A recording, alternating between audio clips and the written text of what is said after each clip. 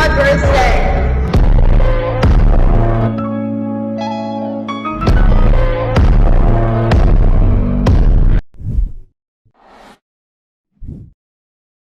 Welcome back. আশা করছি আপনারা সকলেই ভালো আছেন। তো এই সকল ধরনের হ্যাপি বার্থডে ভিডিওগুলো মেক করার জন্য আমাদের CapCut অ্যাপ্লিকেশনটিকে ওপেন করতে হবে এবং ভিডিওতে যা ম্যাট্রেস প্রয়োজন হবে সব কিছু লিঙ্ক ভিডিও ডেসক্রিপশনে দেওয়া থাকবে।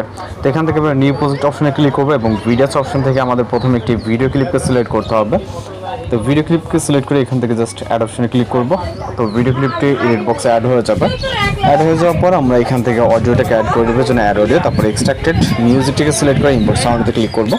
এখানে প্রত্যেকটা ক্লিপস আপনি ভিডিও ডেসক্রিপশন চেক করলে পেয়ে যাবেন। দেন এখান থেকে আমরা ফটো অ্যাড করার জন্য রাইট সাইডে যে প্লাস আইকনটা দেখতে পাচ্ছেন এইখানে ক্লিক করবেন। ওকে, ক্লিক করার পর এখান থেকে আমরা ফটোস অপশনে চলে যাব।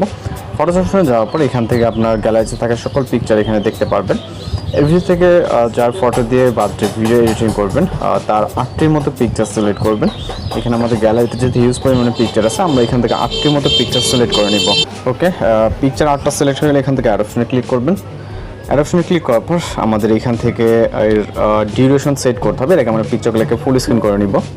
ফুল স্ক্রিন করার জন্য জাস্ট পিকচারে ক্লিক করে ডিসপ্লে স্ক্রিন থেকে যেটা যতটুকু প্রয়োজন হয় জাস্ট জুম করে নেবেন এবং আপনি চাইলে লেফট বা রাইট সাইডে এগুলোকে মুভ করে নিতে পারেন। ওকে, প্রয়োজন মতো জাস্ট পিকচারে ক্লিক করে এগুলোকে জুম করবেন এবং লেফট রাইট সাইডে মুভ করবেন যদি আপনার প্রয়োজন হয়। ওকে, আমি জাস্ট এগুলোকে কিছুটা পারফেক্টলি জুম করব এবং জুম করা হয়ে গেলে আমরা চলে যাবো ভিডিওসের প্রথম দিকে, অর্থাৎ ফটোসের যে প্রথম দিকে।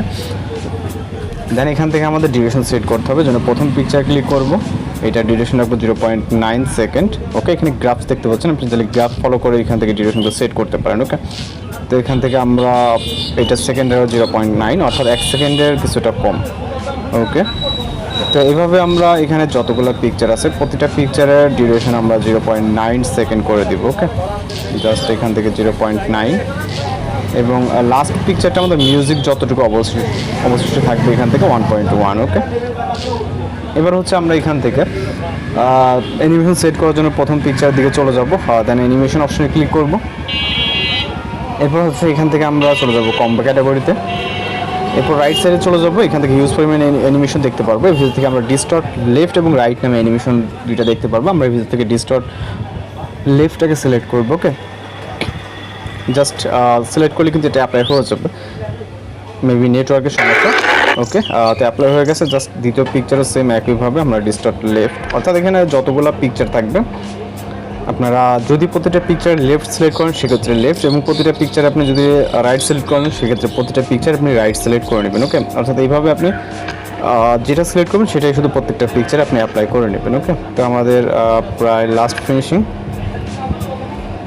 ওকে, তো এরপর হচ্ছে আমরা এখান থেকে অ্যানিমেশনটা সেট হয়ে গেলে আমরা চলে যাবো ফটোসের স্টার্টিং পয়েন্টে। দেন এখান থেকে আমাদের একটি ইফেক্ট অ্যাপ্লাই করতে হবে, ইফেক্ট অপশন, দেন ভিডিও ইফেক্ট অপশন।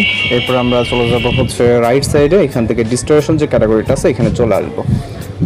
আসার পর এখান থেকে আমরা বিভিন্ন ধরনের ভিডিও ইফেক্ট দেখতে পারবো। এর ভিতর থেকে আমরা রিপলস নামে যে ইফেক্টটা দেখতে পাচ্ছি এটাকে সিলেক্ট করবো। ওকে, সিলেক্ট করার পর টিকমার্ক অপশনে ক্লিক করব। এরপর ইফেক্টটাকে আমরা কিছুটা জুম করে নিব। ওকে, ইফেক্টটাকে আমরা প্রথম পিকচার অবধি রাখবো ডিউরেশন, দেন কপি করব। কপিটাকে ধরে আবার ট্যাপ করে ধরে পরবর্তী পিকচার। ওকে, পরবর্তী পিকচার স্টার্ট থেকে এন্ডিং। দেন সেমভাবে আবারও কপি করব, আপনি চাইলে একবার 2-3টা করে নিতে পারেন। ওকে, দেন এইভাবে আমরা জাস্ট ফটোর সাইডে রেখে দেব।